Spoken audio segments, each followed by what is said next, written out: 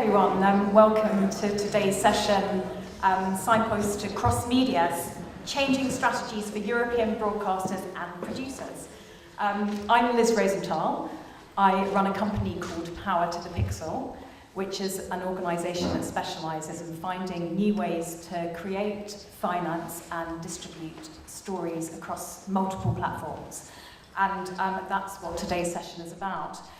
We're going to look at a very huge subject, producing and commissioning cross-media documentaries in Europe. And we thought the best way to do this was actually to take two case studies of production companies in different countries and take two commissioning editors who worked either directly on the projects in the companies or are within that company, so we can talk about the process of how they commission those projects in such an emerging area. So I will introduce everybody on the panel first. Just direct to my right are Sonia Schmidt and Christian Beetz, who come from Comrades, which is a leading documentary company from Berlin, who've won many different awards for multiple documentaries. And they are going to be doing a case study on Farewell Comrades, which is the latest project that they have done with Arte, with ZDF Arte. It's a co-production, very complicated co-production between France and Germany. So we're very delighted to have Martin Pieper with us, who is the original commissioning editor of the property. He's from ZDF Arte.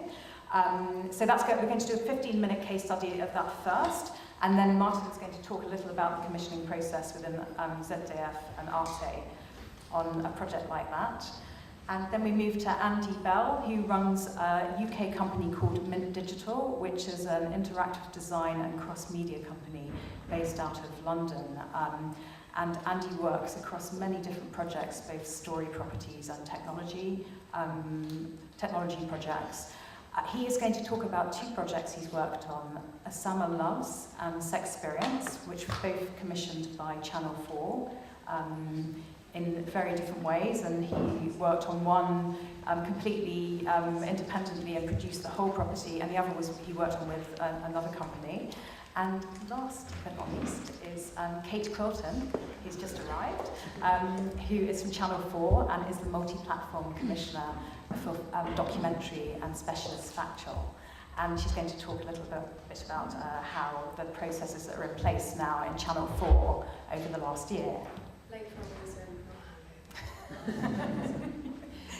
Thanks, Kate.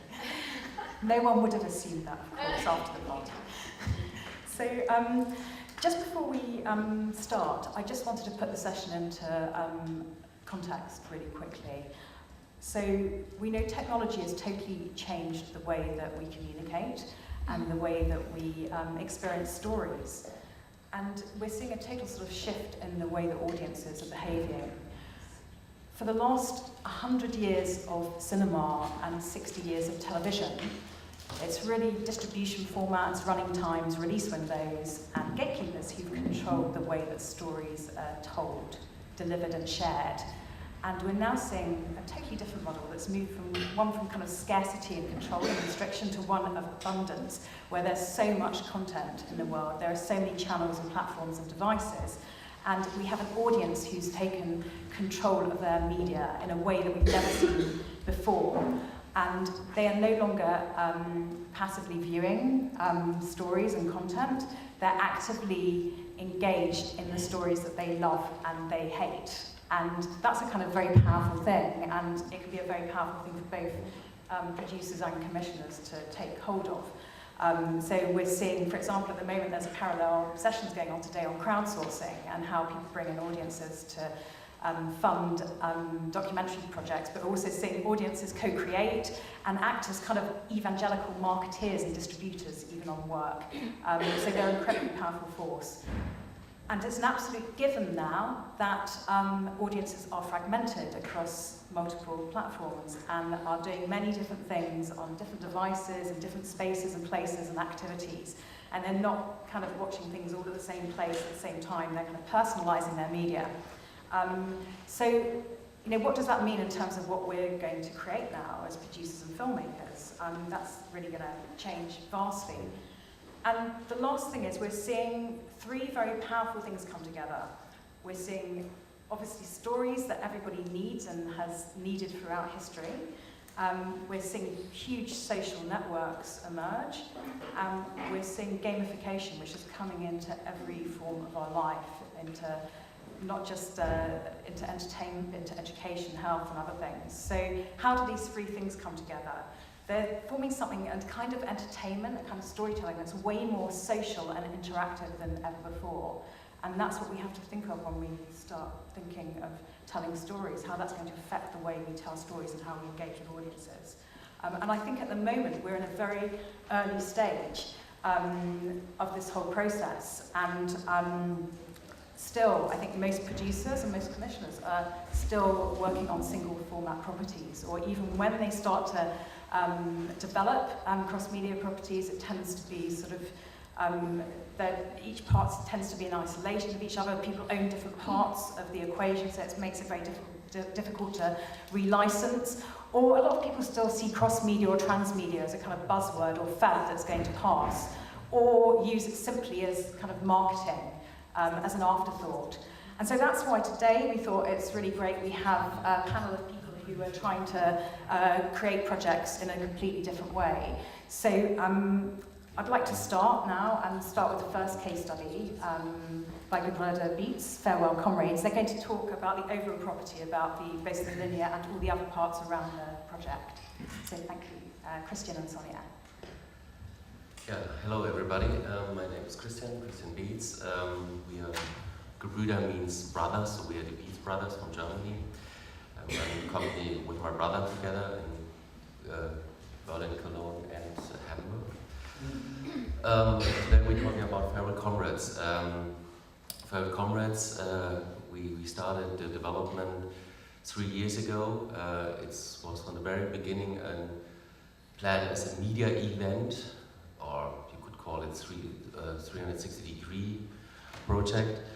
The heart of the project is a 6-part, 1-hour series, TV series.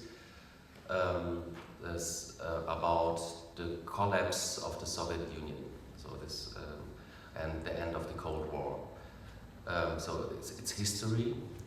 We have a special angle.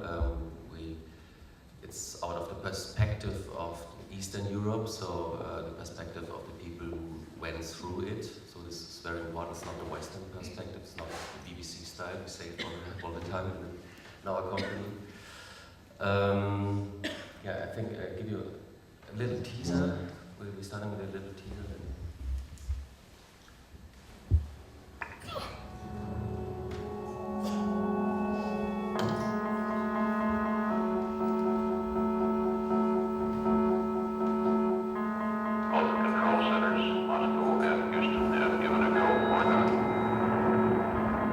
It was a great honor for me to take part in this historical event.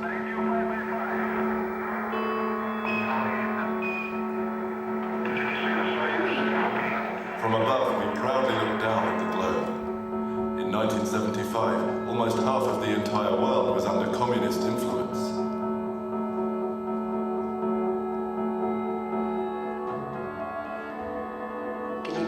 Gabor, my dear, it would be wonderful to be here with you right now. I went demonstrating again. This time the crowd was even bigger.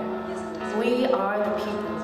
We are the people, we shouted over and over again. Soon we'll see each other again as free people.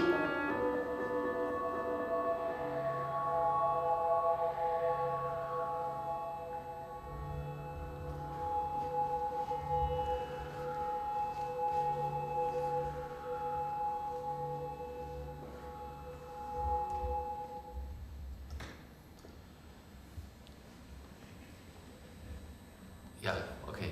Now we have the slides. This is we have the 6-part 1-hour TV series. It started as a French-German co-production with Arte, and right now I could tell you more about it. In the end, we have 16 broadcasters on board in Europe. Then we have a big web format, interactive web format. Sonia will tell you a little bit more about it, what we do there. Then we have a book. The book will be released at the book fair in a couple of weeks internationally, so not only in Germany, not only France, so also in many other countries, written by Georgi Dalosh. Then we have the anniversary in the end of the year, I have to mention that. So we're starting with a lot of events where we present film and we launch the web format, and we will have also a lot of discussions in different countries. And yeah, we have also all the thing on the iPad platform. Yeah. Maybe we start to talk a little bit more directly about. I have something more? No, to cover? Yeah, that already told. Okay, so let's have a closer look at the web format. We wanted to tell this historic event especially for a younger target group, and we had the challenge at the beginning was to how engage a younger audience for a historical topic like this. So after some great thinking work, we we came across postcards as storytelling tools. So why postcards? I think it's a very well-working storytelling tool, because if you give someone a postcard, he immediately turns it around and wants to read the secret stories on the back. So the picture on the front also gives like a visual expression of the time, and on the back with the stamp we got a relation to the timeline. So yeah, the initial idea was we have these postcards which give you an emotional access point, and they lead our protagonists back into their own memory, into their own stories. And these stories are related again to an historical background and historical archive material.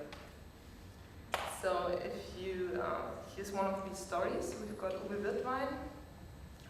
He grew up in an area of the former GDR which was enclosed by borders. It was like a special restricted access area. And when he was 18, he started traveling illegally to the Soviet Union to escape this feeling of being surrounded by borders, and sent postcards home from his trips. And one of these postcards was even intercepted by Stasi, because he mentioned some kind of boat they built to cross a river in Siberia. So we're collecting all these stories via postcards, and they will be the central element of our web format. When you enter Comrades.com, you'll see this big canvas full of postcards, which you can see on the screen over there. And on the left side, we've got a timeline with the chronological events from 1975 to 1991. And when you move your mouse over one of these postcards, you see like a catchphrase and the time relation in the timeline. When you now click on this postcard, it flips around, and you get that what you want from postcard, this flipping around and reading the secret stories behind it. Of course, we'll have a translation, because this, for example, is in Russian postcards. We have the whole web format in 3 languages at the moment, but there will be further language versions. And you got these hotspots with additional information about the postcard. And below the postcard, you see a short profile. And if you scroll down, you've got further information about the character, and you've got personal archive items as well as related postcards that let you dive deeper into the content. We've got a horizontal navigation, which you can see with the right arrow there beside the postcard. If you click on that, you switch from the profile screen to the interview screen, where a short clip of the character is presented, which is about 3 minutes, and it also contains personal and official archive. Each character is related to 3 topics, up to 3 topics, which you see just below that, and they appear in relation to the video you're watching. So below that related topics, you still got all the character information available. But if you click on one topic now, you reach the 3rd screen, which is the topic screen. And there you see all the information and official archive material we have for this topic. And these topics are also another way of entering the web format. You see back on the main canvas that we have this navigation here on the right side. And if you click on topics, you get to a list of topics. which contain like secret service, currencies, sex, black market, childhood, lots of topics. And if you choose to enter via these topics, you reach again the topic screen with all the information you got and all the historical archive material. And there's also a third screen, which is the map. So if you want to choose some special time or country to enter the web format, you can go via the map. Then you got the filter just below. And you can filter via country, topic, or the time period. So this is everything for the web format. Christian? Yeah, so you see it's quite complicated and big. So there are different ways to go into the web format and to go deeper in the history and with a little gaming structure. So it's also connected to social communities and so on. Yeah.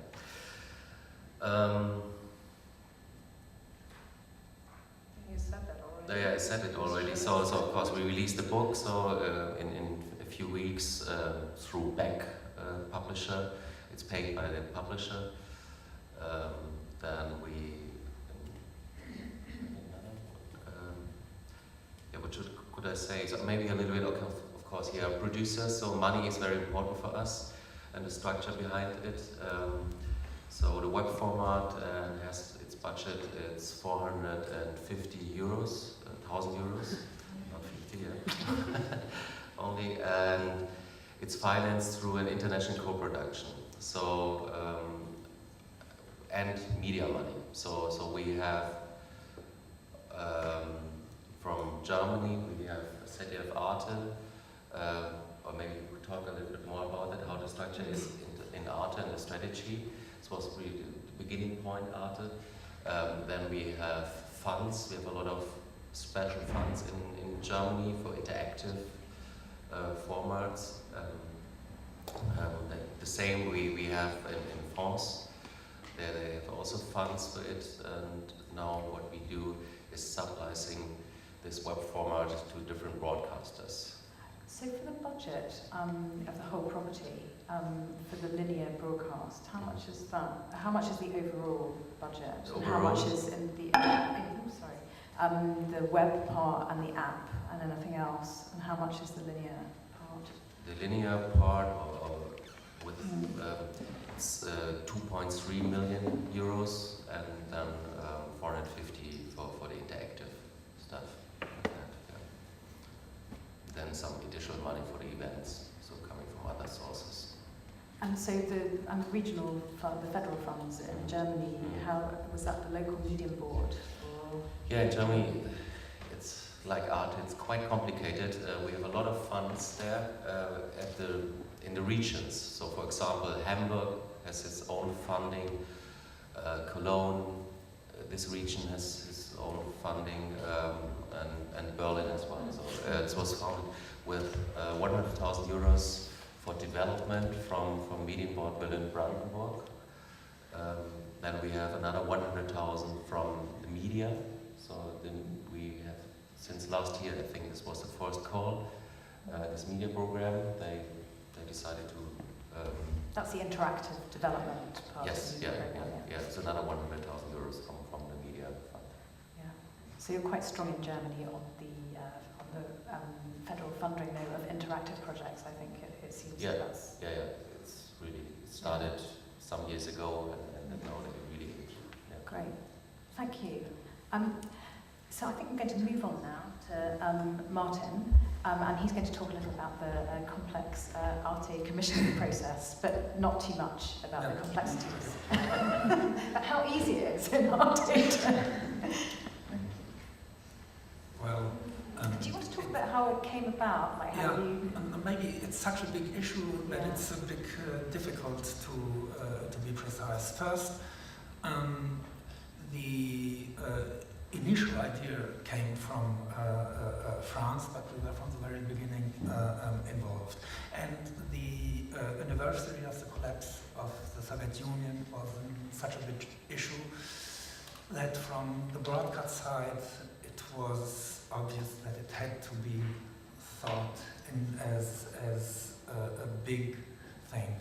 And the broadcasters are facing more and more the fact that they are losing their status as what we call in German light medium, as the most important media. For instance, there has been a survey on the campuses. 10 years ago, from 400 students, there have been 370 TV posts in the rooms. Now there have been 11 left on the campus. 11. Wow. So this, but all equipped with laptop. So this demonstrates a bit the shift. So we have, as broadcasters, to react to this. On the one hand, to keep access on people, and on the other hand, also to bring awareness of our offering. This has been the case here also. Another item in our thoughts has been the abundance of stories we have to tell. There is such an abundance that even in a 6-part series, it's really a pity that you have a loss of 80% of things that could be told.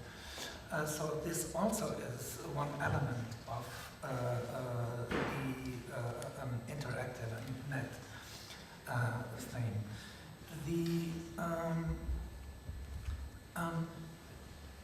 Another difficulty or item in the thinking were how to address people in the specificity of their medium. We know how to do the TV things regarding the storytelling, or not even the storytelling, how to get and to address the people, which is the best way. There had been thoughts if we would do a game with fair common to access. This has been for several reasons being rejected, and after several attempts, Christian Beats found the idea with the postcards, which was for us then the right way to have an access which is web specific. The question you asked, how easy or difficult it is, well, it's difficult mostly for the production company, for Christian, because he has a financing problems. It was from the very beginning a joint venture between all the art partners. So this is not a problem. It's just a problem to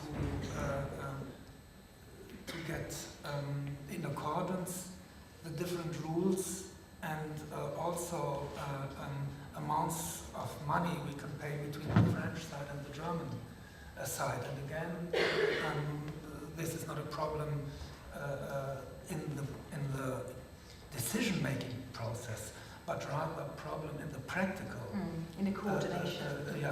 Things to do. So the complicated structure of art is not complicated in the decision-making, it's just a bit long. The complications are in the practical things. We in Germany, we have restrictions by law that we are only, or have been only allowed to have net activities which are connected. That's the public service broadcasters, isn't that it? are connected to the TV things.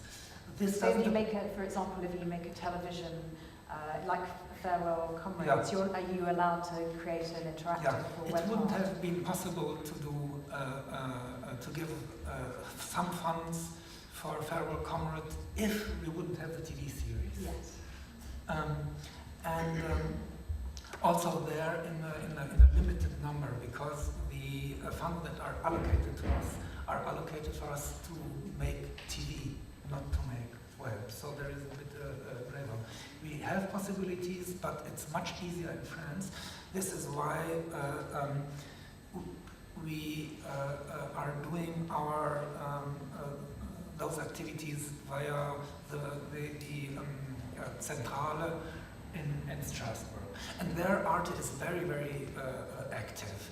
I think we have been one of the first one to start really working and exploring this field, and we are continuing to do this. We have, for instance, also, beside all the TV shows, we have via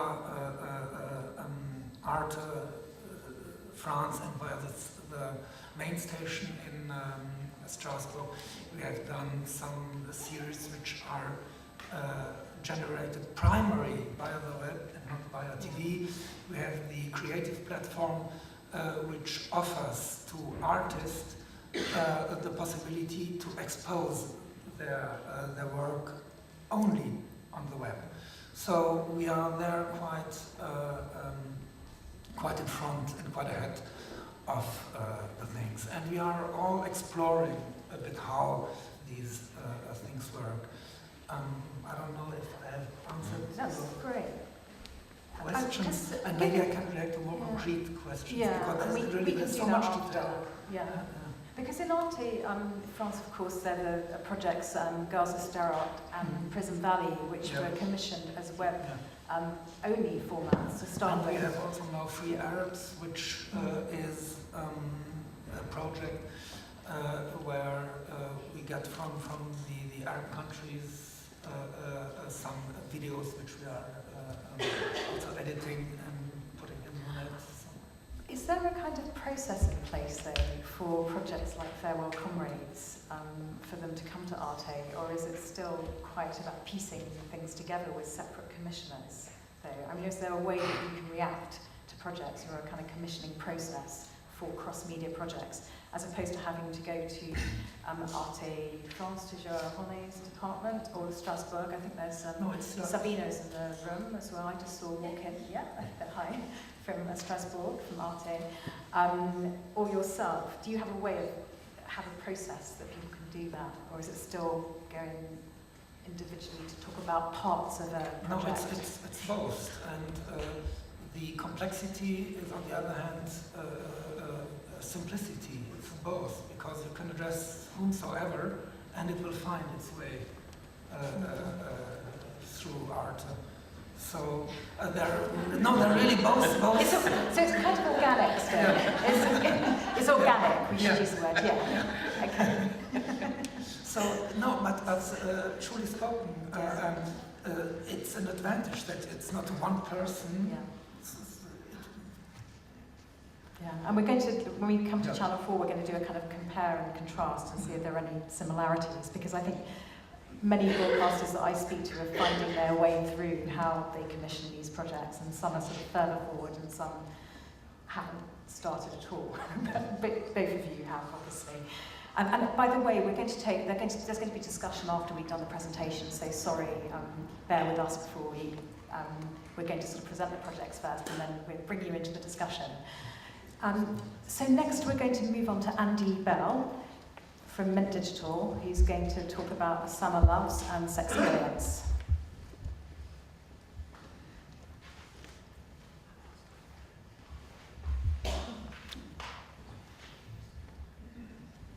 Hi everyone, my name is Andy Bell. I'm a creative director at Mint Digital. Mint Digital was founded in 2004 with the kind of creative vision, with thinking, looking at the kind of mass participation potential of things like YouTube and Wikipedia, and thinking if you could create projects that had a kind of mass participation of that kind of new breed of Web 2.0 site, if you could combine that mass participation with the mass narrative appeal of TV, then it felt like a creatively very interesting space. So I'm going to talk about two projects and kind of try and show maybe how we've learned or how we've changed in our approach to that. The first project is called Osama Loves. So I'll just show you a little bit. There are 1.4 billion Muslims in the world, but many people in this country can only name one. I'm a Muslim, and I want to prove that we're not all terrorists. And I'm about to set off on an incredible journey. Okay, let's go. For the next 50 days, I'll travel the world on a mission to meet people from different cultures with different problems. There is no room for terrorism in our religion. This is not who we are. And different passions.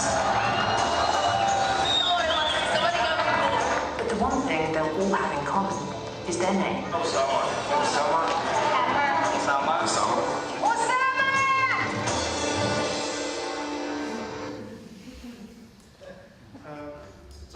This was actually made before. This was a project from 2008 when Osama bin Laden was still alive, so there's a small chance we might have found him. That was the kind of one hope of the project. That kind of explains what the TV side of it. The website was launched first, and it was both a kind of journal of the journey, and it was an invitation for people to get involved. And if they had friends called Osama, or if they wanted to find Osamas in their own city or neighbourhood, then they could upload Osamas and help us hit the target of 500. Liz was keen. I talked a little bit about how these projects get commissioned, because I think there's one thing that's always a bit of a black box, I guess. This project actually, Channel 4 were doing a summer season on Islam, and I think they creatively felt like everything they were doing about Islam was there was a history of the Quran, and then a history of science and Islam, and various breakthroughs that attributed to Islamic thinkers, algebra, etc. And they wanted to do something that was online to knit the season together, and something that was a bit more street level than now. And they approached us because, in fact, I recently converted to Islam, they knew I had an interest in the area. So initially we came up with a pure web format for this thing, and we did an awful lot of brainstorming, came up with a lot of ideas before finally we settled on this idea. And then there was a sort of groundswell of enthusiasm for this idea. So as well as getting commissioned to the website, it then became commissioned to the TV show as well, and then the whole thing was so the whole thing very much came out of the cross-platform commissioning process and the cross-platform commissioners, and then spilled over to TV, which I think is a bit quite a rare thing to happen, but absolutely brilliant.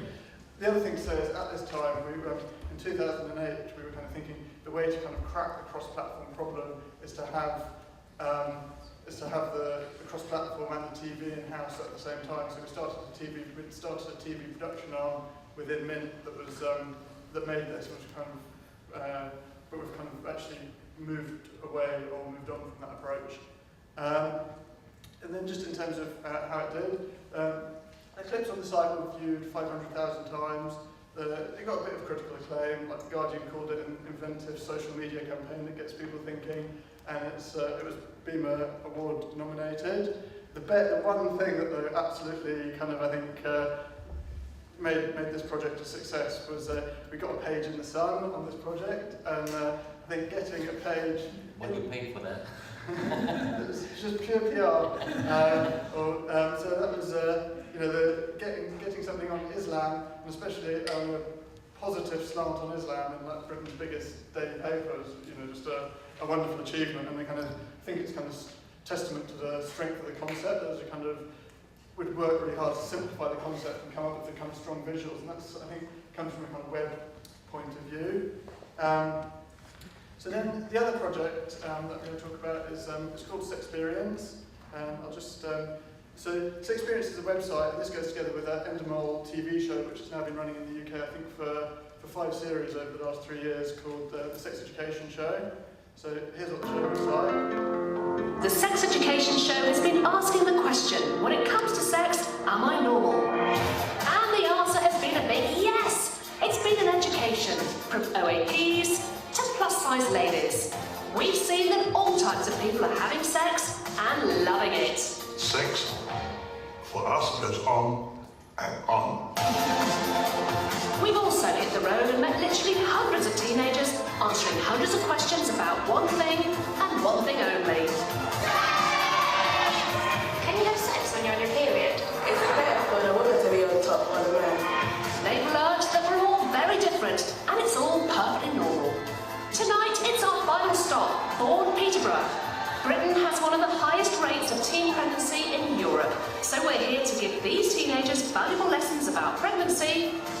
babies, and the truth about abortion. And our 4 models will be revealing how the body changes before, during, and after pregnancy, and why it's all perfectly normal. Nobody but you and me.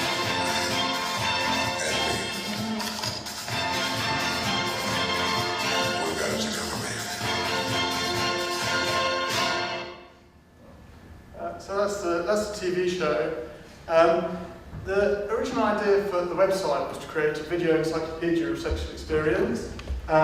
So what I mean by this is we videoed something like 300 different people, and we got a list of maybe like, we spoke to a lot of teenagers, and we found that there's about 40 different questions that pop up time and time again. They might be phrased differently, but there's basically 40 questions that matter, that kind of come up again, like what's it like the first time having sex, what happens if the condom breaks, etc. And so what we did was we got a batch of about, I think, 100 people, and we collected together like 500 videos all together in a kind of YouTube type of structure. So for each question there was like a bunch of different people answering it, and so then you could kind of navigate through the website either by looking at different people who'd answered the same question, or the same person how they'd answered different questions. So we were kind of excited about that kind of experiment in non-linear storytelling. So that's what it looked like.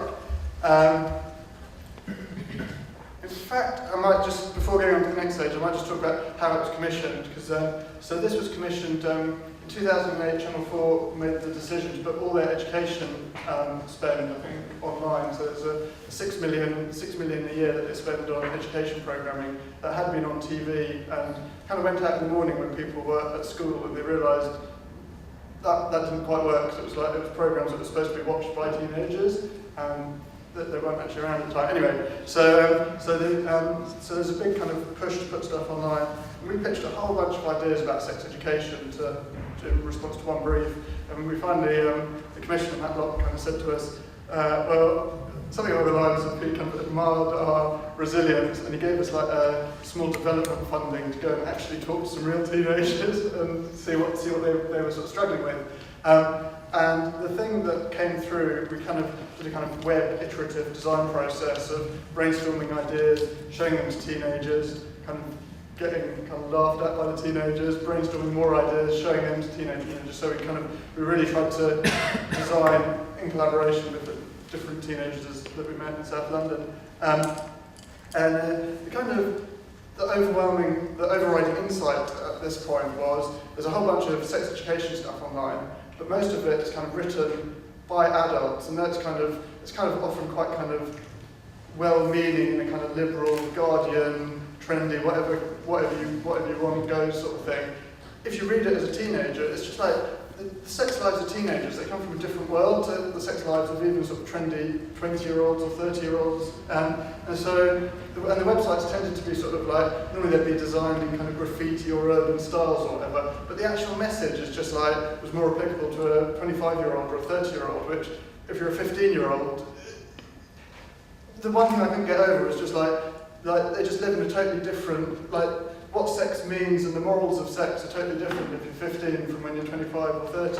But that's not to say teenagers are immoral. I think they're just as moral, or just as passionately or more passionate about doing the right thing, but it's just a different thing. So we thought if we could build a website that there was like explicitly no right answer, there was just like a whole bunch of people's experience, then I think that it's one thing the human brain is absolutely brilliant at, is if you have a difficult problem and you ask 10 different people, you can discount like 8 of them as being a little bit nuts, and you kind of think those 2 people, that experience really fits for me.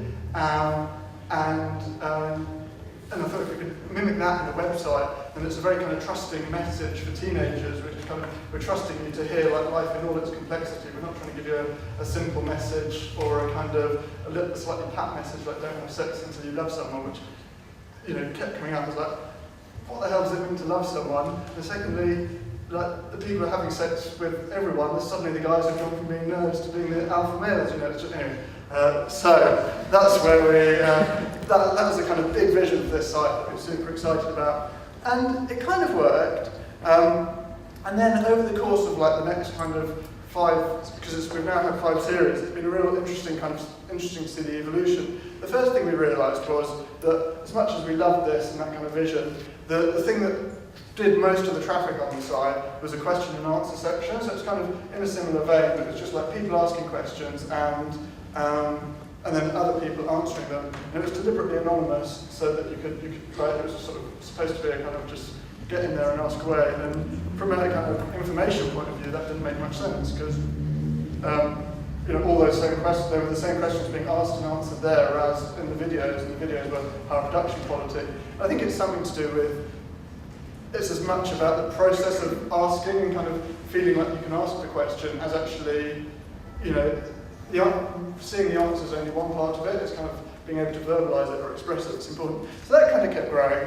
Anyway, so for the first 4 series, we kept trying to refine these 2 areas of the video encyclopedia and the questions and answers. And then this year we kind of had a bit of a revelation, which was one thing that Endemol have done absolutely tremendously with the TV show. Is that every time it comes around, they found a new angle on sex and sex education to make it titillating and that kind of boundary between titillation and education. They just kind of find new angles on it every time, so it always just seems fresh. It always gets a bit of publicity. It doesn't feel like they're going over the same ground. And we thought we should be able to do the same thing online. So with this forthcoming series, we got kind of two experiments in that area. That's just a map of the most common words from all the question and answers, which we looked at before. So what we've done for 2011 is the first thing is a quiz called Are You Sexperienced? It's basically like trying to use the rich language of sex to make a kind of visually interesting quiz. And I videoed myself trying to play it yesterday, so I'll show you a little bit about what this looks like.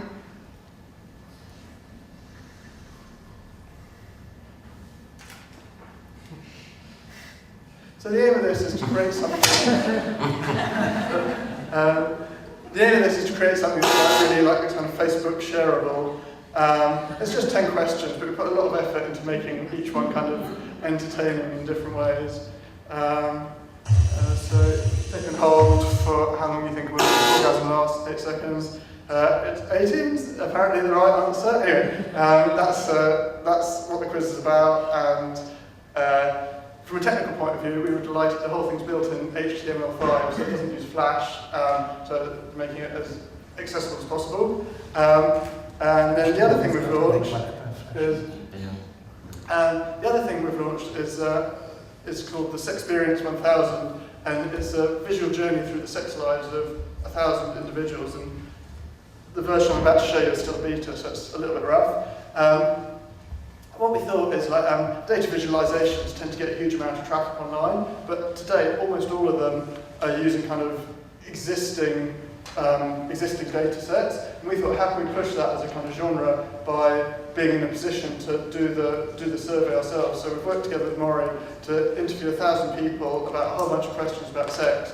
And from a visualizer or kind of statistics point of view, the thing that's really cool about it is that as you go through the visualizer, every single little blob represents one person, so you can follow people's journeys through the site. But it comes back to that kind of main message of the whole project, which is like everyone's normal and don't worry too much. So here you go. So there's like an initial question like, at what age did you lose your virginity? And then you can move on to the next question, and you see like all these different little people moving around, and you can see that. There's 22 people. There's 101 people. 22 people who have had sex more than 100 times. And then you can kind of click through and go to have you ever, and this is had oral sex, and then if you change it to anal sex, you can see the different people moving around. So then what you can actually do is you can click on each individual person and find out about them, what newspaper they read, whereabouts in the country they live, what their favourite genre of music is, how old they are. It's anonymised, so you can't actually go and track that person down if you like the sound of them. And then you can see here that you can then apply filters. So the filter I've applied here is out of everyone who's ever practiced to 69, either in all time or in the last month, the number of them who shop at Waitrose. So there are all the dirty buggers that you'll see in Waitrose. I'm sorry, everyone's perfectly normal. So anyway, so that's what we've done for this year, and that'll launch in a couple of weeks. So it really is something I'm really proud of. I think it's going to be great. So hopefully when it launches, do have a look at it. Oh no, sorry, I shouldn't have pressed that button. So how was this commissioned? I've kind of explained that already. It was initially it was a web-only project that was then Channel 4 realised just at the point that they were commissioning this that they were also commissioning a big sex education show. So by putting them both together, there's more bang for their buck. And also the things that really work well about this project is because the sex education show is like a magazine show.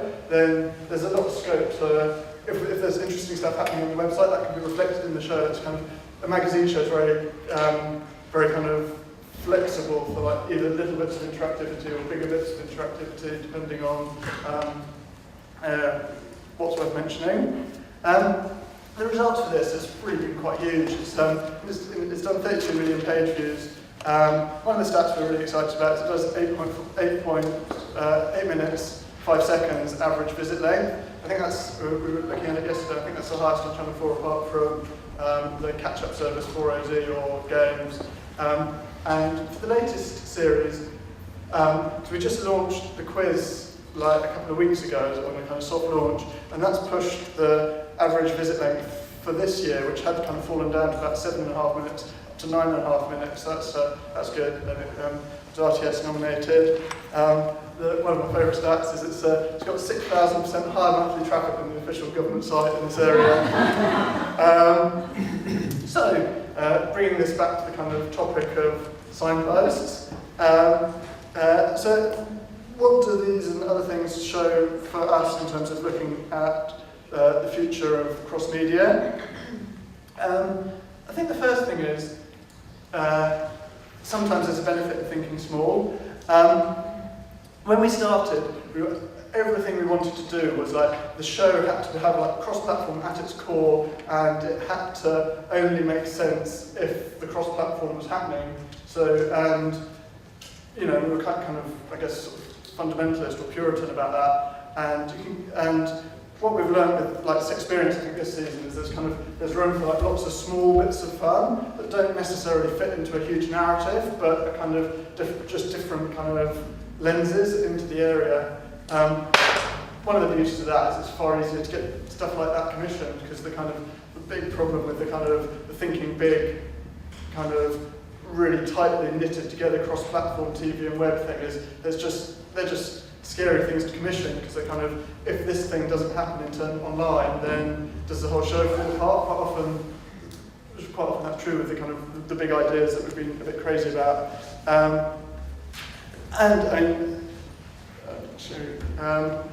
There's kind of the second thing is like I'm kind of excited that if you think small, it allows you to try lots of stuff, and kind of experimentation, I think, in this area is the kind of source of possibilities of success. So in the web world, there's a lot of buzz at the moment about this kind of approach called lean startup thinking. And I think as kind of cross-platform producers, we can borrow from that. I think there's so much online about the lean startup thinking, it's probably, I won't go into it too much, but the kind of aim is like try and find the smallest possible thing you can do to test your theory, get it out there, see how it works, and learn fast from real customers. The second thing that I think we're more aware of now and really is key is like the shapes of attention. So Matt Locke gave a really good talk last year that kind of, I think, crystallised thinking for us, which is, you know, there's various patterns of attention that you get online. That, you know, so one pattern is kind of simultaneous behaviour that you get kind of that live behaviour. Another pattern is kind of fan behaviour, where you see like people wanting to go more into a world that's created afterwards. And I think. In fact, there's the talk, it's on our blog if you're interested. And I think for all the things that I love about Summer Loves, that got it totally wrong, because all the web activity happened before the TV show went out. one thing that TV could be great at is driving awareness for a project. And so we've battled so hard to get PR for the web part of the project, which is when we needed the interactions to happen to find the assemblers. And it's not an easy problem to solve in terms of getting that interaction structure right, getting that kind of attention. I don't think we couldn't do that project now and just kind of somehow fix the attention shape problem. It's more kind of burnt in or baked into the structure of the creativity. This experience, on the other hand, benefits from this all the time. Like every show gets people talking about sex, and it's kind of a natural thing to then search, and so we get a huge spike of traffic every time the show goes out. And Endemol are really, I think they see the kind of creative and the kind of interest benefits, and they talk a lot about the website in the show, and it makes the project feel bigger. It makes it feel, it gives the whole thing kind of creatively as well as from a traffic point of view. It makes the project work. Anyway, sorry, that's the four main attention shapes: live, cult, synchronous, and factual. New directions. This kind of actually is more just kind of our general kind of thinking internally at the moment. One is, I think there's kind of a huge amount of potential in entertainment and live. You look at the energy of Twitter for any live show, you kind of think creatively there's got to be stuff you can do with that that's kind of more than just following the Twitter stream. There's got to be ways of kind of packaging that, bringing it into the show. So for us, a big inspiration is a £1 Million Drop, the Channel 4 entertainment show. And just kind of thinking how can you, hopefully or potentially the next step in that area is having something where the interactivity somehow breaks through back into the TV rather than being a kind of parallel synchronous experience. And the other thing, this is my particular hobby horse at the moment, but I don't really know where it's going, is trying to bust through to reality. I reckon there's ways that you can kind of combine factual entertainment and features with e-commerce to kind of, I think buying stuff is a really interesting way of making TV seem more real. And I think you kind of look at the history of TV over the last 15 years, and pretty much every breakout hit has had something to do with kind of getting towards reality and interest, kind of finding a new angle on getting closer to reality. So this is just a kind of one final example of something Mint's doing as interested in the kind of live synchronous experience. So this is we did this for the World Cup. It's a kind of self-funded experimental prototype. It's a real-time visualizer. So as you're watching the match, these boxes get larger or smaller. So it's kind of, hopefully it's something that kind of, you can be watching the match and that's the focus of your attention. But occasionally you can glance down and you can see in this instance that England have the majority of the possession, and it's Murphy who's doing the most, and Forlan for the Spaniards is doing pretty well. And new audiences. I think one thing that kind of... Andy, can we probably, just so I can bring Kate into the discussion, is this something we can talk about maybe in the discussion in the audience side? Just because we go back to it, just because of time. Yeah, sure, sorry, I'm very near the end. Or which did you want to talk about? Do you want to just sum up on it? Okay, yeah, sure. So the other thing we're interested in is finding new audiences. And then finally, for Channel 4, I think there's, in terms of I think they did the 3 projects that stick in my mind as kind of showing interesting new routes from last year.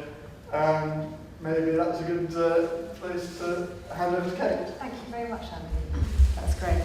So Kate, you weren't directly involved in the commissioning of Andy's projects, but it'd be quite interesting just to see from when we talked earlier on the phone, you were sort of saying the process of commissioning has changed quite a lot in Channel 4, like how you go about commissioning cross-platform projects. Is there a process in-house? Yeah, it's quite interesting because both the projects that Andy's talked about, the Selma Loves and Sexperience, essentially started online, didn't they? Really, they were online only, and then they evolved into a TV programme in the instance of Selma Loves, and then second to that, Sexperience was essentially kind of buddied up with a TV show kind of after the event, wasn't it? Mm-hmm.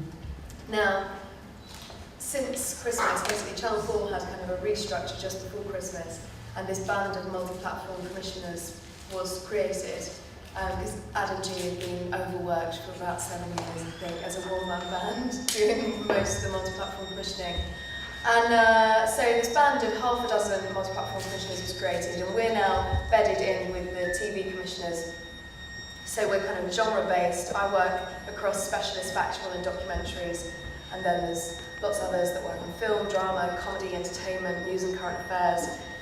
And then Adam G, who looks after features and fact ends. And we are tasked with now, with very much, we cannot commission anything that just sits online only.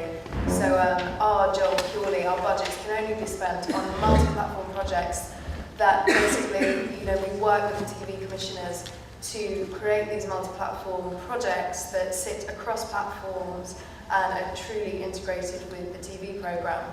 And that can kind of vary in kind of the extent to which they're integrated. I mean, Andy made an interesting point about how thinking small and how it is pretty epic when you're working on these massive projects whereby the TX is kind of dependent on the online activity. 7 days being one example, top of that list there. And it was really frightening. And you know, it totally highlighted the absolute kind of differences in production timelines from TV to online. And we built a brand new platform for 7 days, and so therefore you absolutely have to commit quite rigidly to what you're going to create 3-4 months before it's due to launch. Whereas a TV show, essentially, I mean, a real-time documentary series, which 7 days was, could really evolve quite rapidly and evolve up until the very last minute, you know, up until transmission really. So it's quite hard. It's all, you know, 7 days was a very problematic project whereby it totally exposed the differences in those timelines.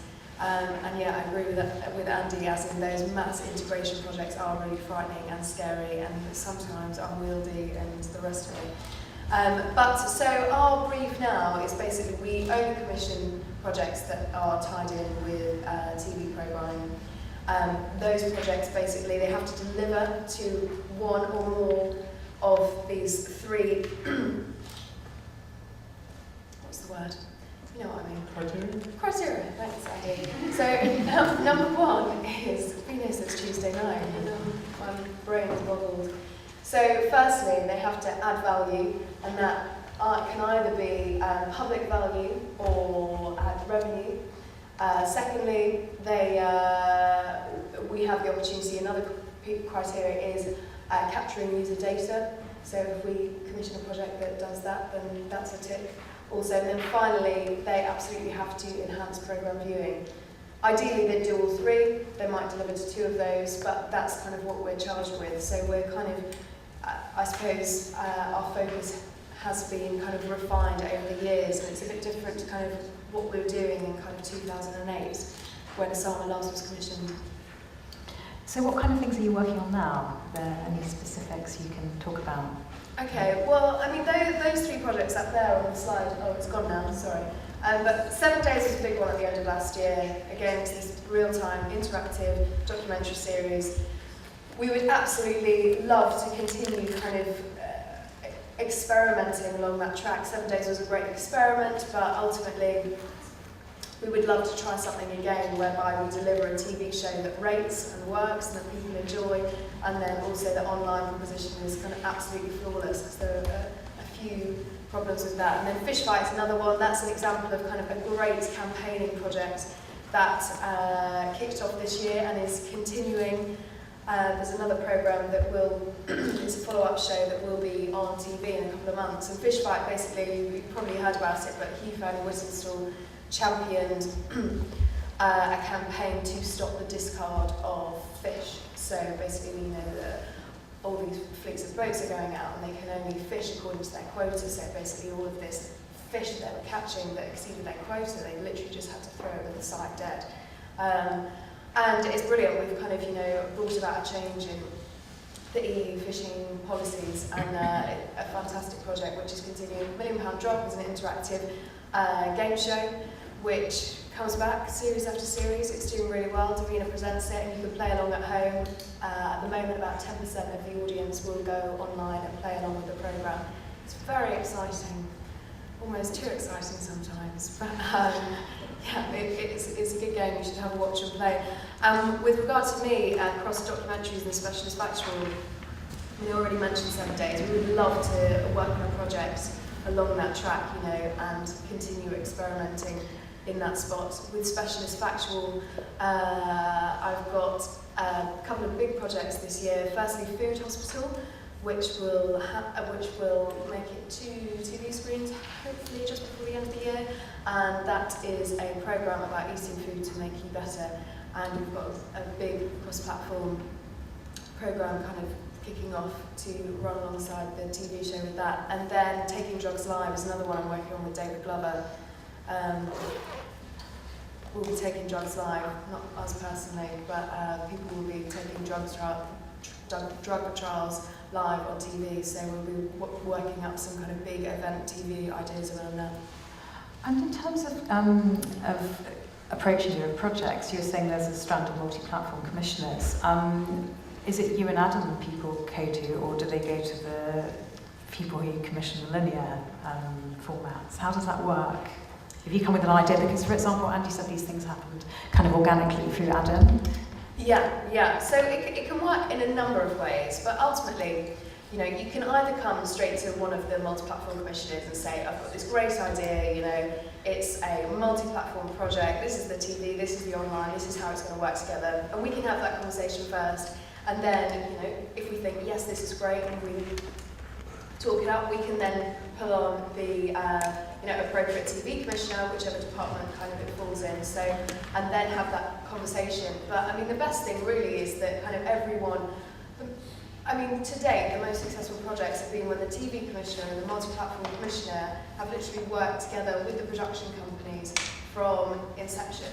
So, you know, however logistically we make that happen, I mean, either, you know, perhaps if you know me and you also know Hamish, you know, send the idea in and then we can all have a chat together.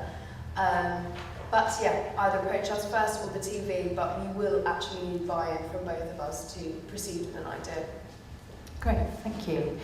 So now we're going to have time to have discussion and take questions from you. And the one thing I didn't ask at the beginning, which I should have, is I wanted to ask who's in the room, because it's really nice just to find out what everyone else has done or does. So how many out of you are filmmakers or producers? Can you put your hands up? Great, so mostly. Who here is a commissioner? Who works on multi-platform or cross-media? And who out of the filmmaking producers has actually has produced cross-media projects? Great. So, because it's really great if you could share some of the experiences you've had, and you come from different countries as well. It's really interesting because this session is about European projects, and that's something we should get on to talking about how do we make sort of international cross-media projects. So, if you've got any questions, please raise your hand. There's a microphone that's being passed around. So, please do ask us questions or tell us about what you've made and the experiences you've had with producing and commissioning and financing projects. But in the meantime, I wanted to go on to this, something we've talked very much about, producing projects within one broadcast, either financed through one broadcast company, but we haven't talked much about the potential of international co-productions for cross-media projects, and also the idea of being able to relicense cross-media formats, which is a really big issue and pretty complex when you've got so many people often in the equation of making something. So first I wanted to ask Christian and Sonia about Farewell Comrades, because you've got some complex project that involves international partners and can appeal to many different countries. How can you relicense that format? Because some of it exists on Arte, which is which is a platform that anyone can see, that's not geo-blocked. So can you make money out of relicense? Yes, of course, we're getting rich with this history, cross-media forward. No, it's a good question, because now the main of the production money came out of fundings, so not out of the real market. So, and what we now offer to all we have 16 broadcasters on board, that we offer them to buy a license, and then they could translate it in their own language. So of course we will have it in German, in Germany with ZDF, we will have it in French. And for the interactive component as well. Yeah, You'll of course, be selling of the whole course, package. yeah. You could buy the series, you could buy 6 parts, 2 parts, or you could buy additionally the web format. And how much is it quite expensive to repackage the web format? You have to, this is The something big question is how expensive it is, how much you pay for it. And it's very different from country to country. I think you have a lot of experience with that. Most of the broadcasters doesn't know what to pay for it. So. And have you found that some people are prepared to pay extra for the web format, or some people expect it comes with the project? Yeah, of course. Also, for example, we have here Finland is paying extra for it. Switzerland is paying extra for it.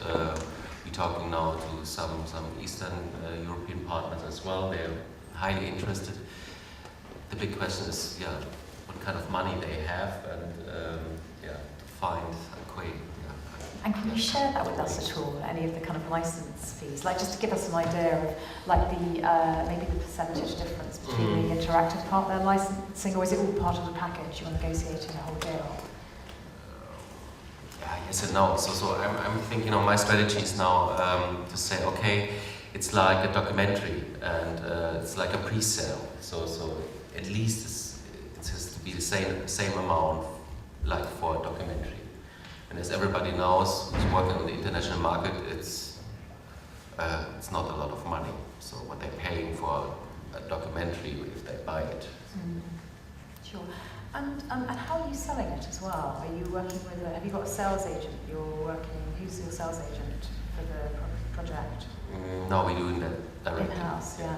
And is it have you talked to different sales agents? Have you had experience of trying to sell this internationally, or is this a reason you're doing? Do you sell in-house anyway, normally? No, we're working also with distributors. From case to case, it's different. So we are working in the international field since 10 years. So we're well connected, and all these interactive formats is a new world, and so it's also.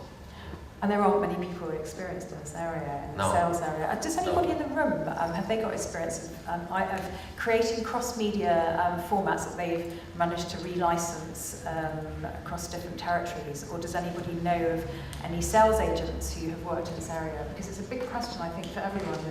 It's an incredibly lengthy process selling, and it's not something that production companies want to do a lot, but at the moment they're kind of forced into working piecemeal on these projects because there's no one to do it or who wants to do it.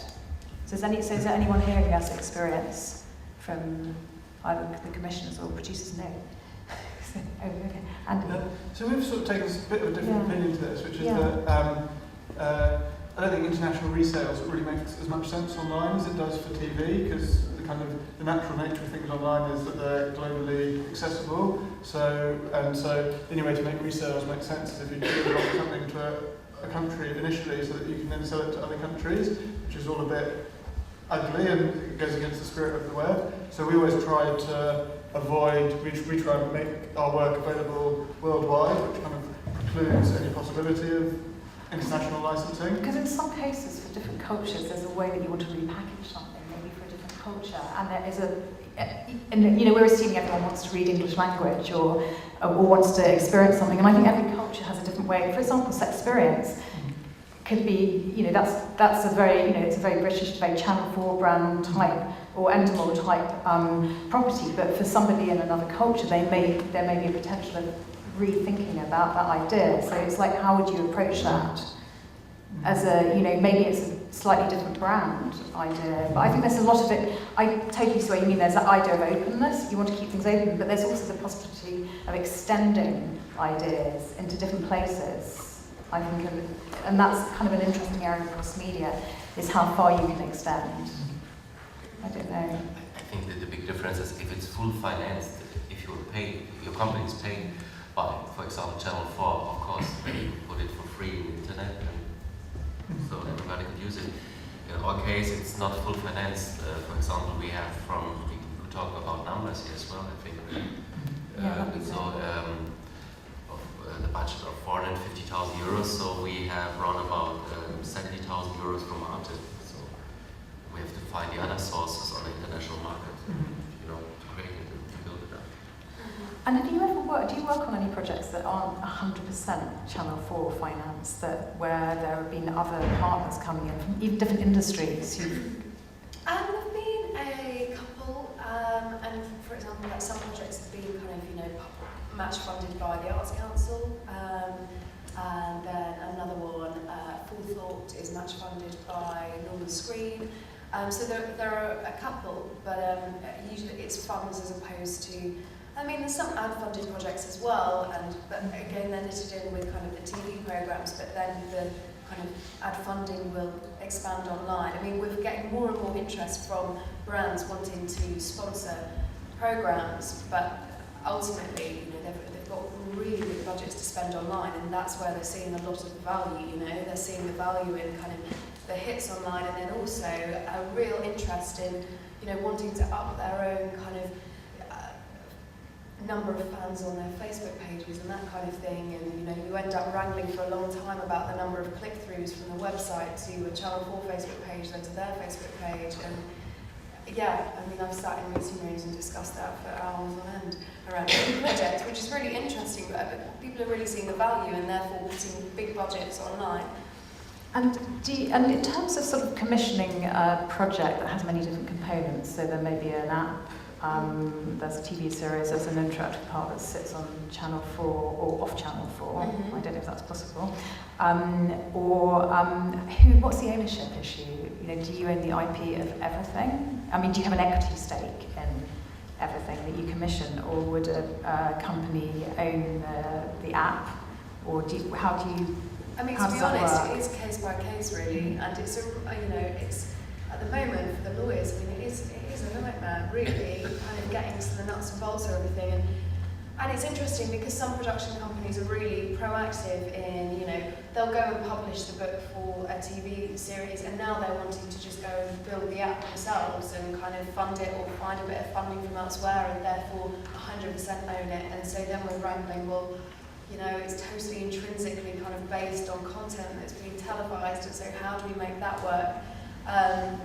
But I mean, Jamie Ogg is an example whereby, you know, his company will make apps now and kind of they're quite separate to Channel 4, but then with some other programmes we're the ones funding, you know, we're the ones kind of 100% funding the build of an app to be, you know, integrated with a TV show. But it's very much case by case, and it is a minefield.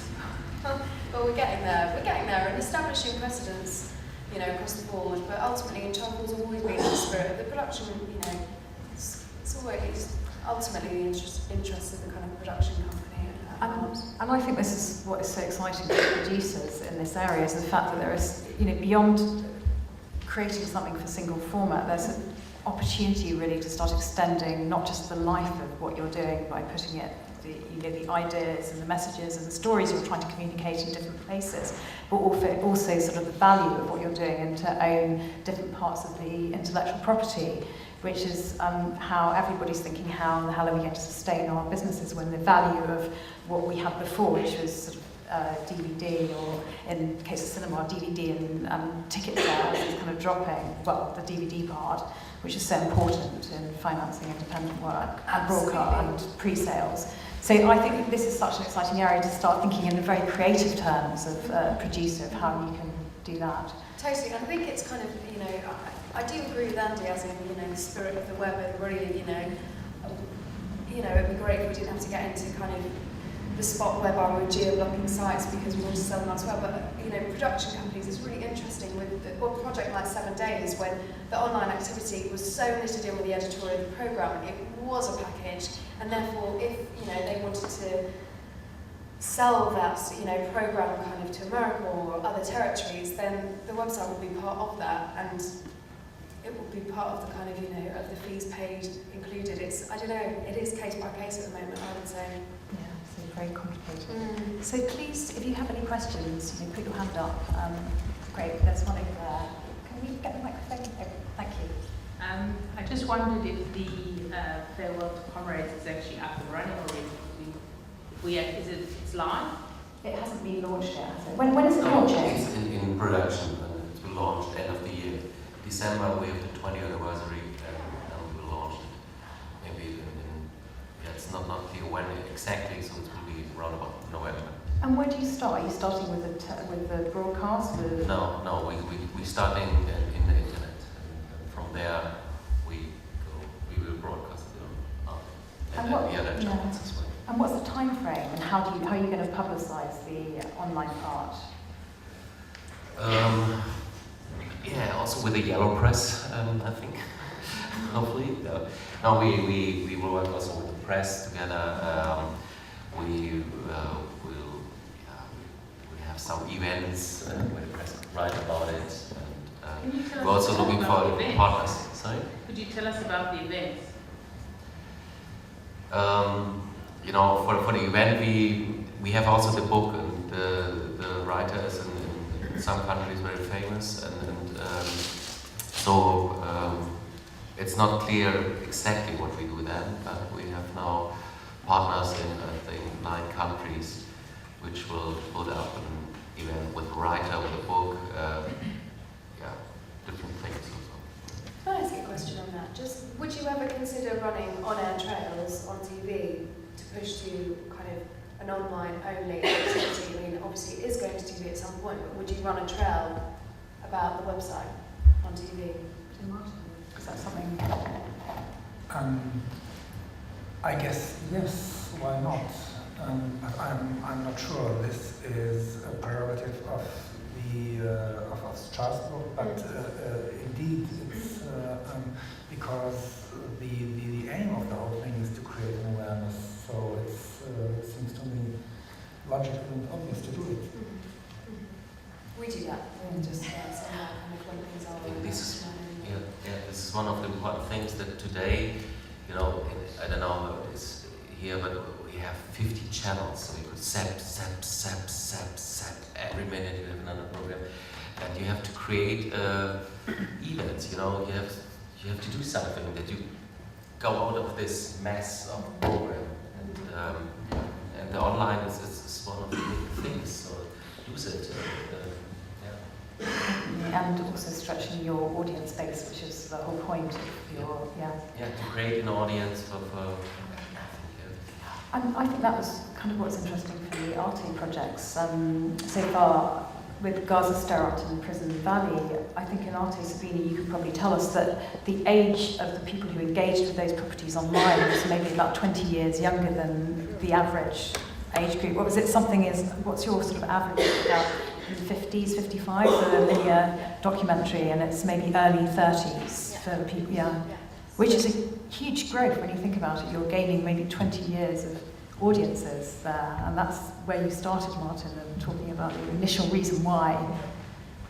And so that's interesting of how you play that off, whether you advertise on television to go online, or if you think online who your partner's going to be to capture that online audience. Maybe they're going to be somewhere else, other types of networks or people, because it's very interesting where you want to move people, I guess.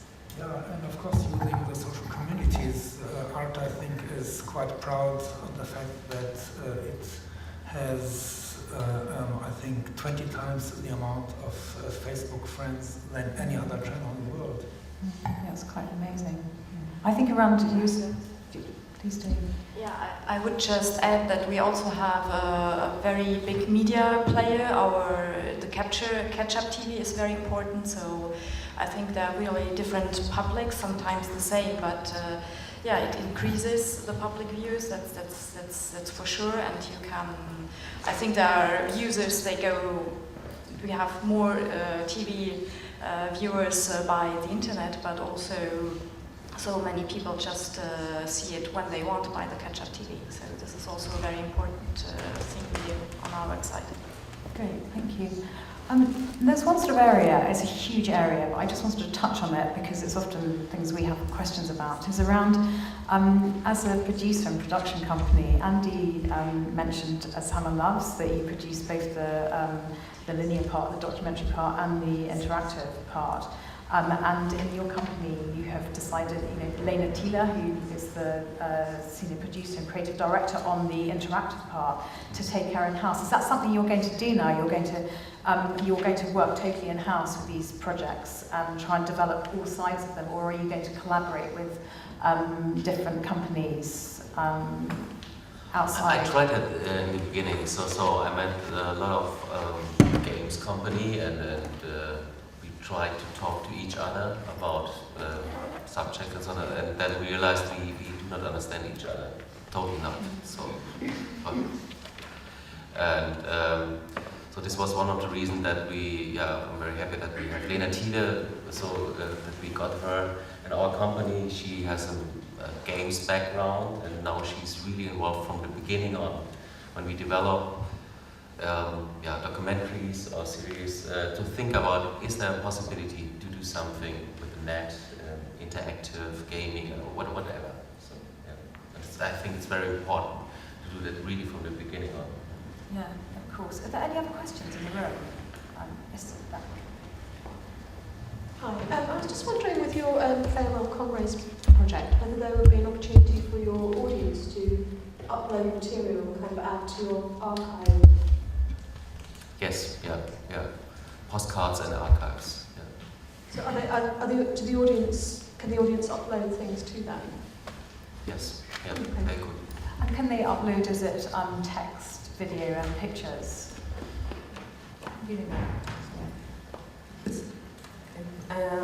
Personal stuff they can upload won't be integrated into the whole structure because it would just be too complicated to integrate it, but we will have a special place for it, kind of a special wall. And that's because the site is going to sit on arte.tv, I guess. And so it's not, that's an interesting discuss. This is still in discussion, but it will be available via farewellcommons.net. Yeah, this was something, as you mentioned, the lawyers. So I had 3 years discussions with the lawyers as well. So how to go out with the project, and because it's new, and also the rights situation. It's very difficult. So what kind of rights we have as independent producers in this web format? What has the TV stations and the broadcasters, and how to deal with that? Yeah, we are pioneers, and things evolve. Years ago, the broadcasters were taking law action against YouTube or any other platform where documentaries of ours had been shown, and now we are happy that they do, as long as it's related to us. So things are really evolving, and it's a new territory, and we are stepping forwards. And I think that's where you started with Channel 4. Were you the person who set up the YouTube site, branded channel on? Yeah, way back when, and that was after, oh my goodness, I think very, very, very lengthy legal wranglings when we were the first broadcaster in the UK to kind of, sign a deal with YouTube, and then I launched Channel 4's presence on YouTube, and it did brilliantly. I remember, back then, we'd get absolutely millions and millions of views on kind of our short form content. And now, now things have progressed to a point now where, we put our long form content on YouTube, and we have a selection of 4OD channels on YouTube. Obviously the interest has shifted to long form on YouTube as opposed to short form. Great. So before we wrap up, I just wanted to say something about some of the things that we're doing at Power to the Pixel that may be of interest to you. So we run different labs where we are very project focused, and we help develop the business around different projects and help with the story design across media projects. So for example, Farewell Comrades was at our first Pixel lab last year. Lena Thiele, who Sonia works with, came on the lab and worked very much through the interactive strategy and the postcards idea at the lab. And we take producers with projects from across Europe. But the thing I put on the desks is actually for our London event, which is called the Cross Media Forum. which is a conference and a 2-day marketplace in London that happens in association with the London Film Festival, and it's been running for 5 years. The market we're going to be doing for the 2nd year, and it's the first dedicated cross-media story market. So we're going to select 25 projects this year. We took about 20 last year, and there's a prize for 8 projects. Well, we take 8 projects in competition for an event called the Pixel Pitch, where the projects present in front of juries of 6 different potential stakeholders. And it's the prize of £6,000 is sponsored by Arte, France Cinema. And it's a great place to come and meet all the sort of major thought leaders and financiers and commissioners from right across television, broadcast, advertising, games, technology. And it's a very, I like to think it's a very warm and open event because there are no rules yet in this whole world. Everyone's very open about ideas and the way they discuss things. And we invite everyone who's kind of passionate about this idea or who is financing involved in developing projects. So it's sometimes the only time we've ever got together because a lot of the time we're siloed still in different industries and different genres. So it's a really interesting mixture of ideas and thoughts and discussions, and also business has come out of it, which has been very exciting. So please feel free to, if you have a cross-media project, please do apply. The deadline's at the end of July. But if we have no more questions, please, we do. Yeah. In response to your earlier question of like how we work as kind of cross-platform producers, so Mint's taken the opposite route to what you guys have taken. We used to have a TV production arm, but we've kind of pulled back from that to allow, because we want to work with as many different independent producers as possible. So that's one thing I just wanted to say is that if anyone's got cross-platform projects, we're really delighted to, please do get in touch. We'd love to spend time brainstorming from the kind of web or cross-platform point of view. So just send us an email, andy@mintdigital.com.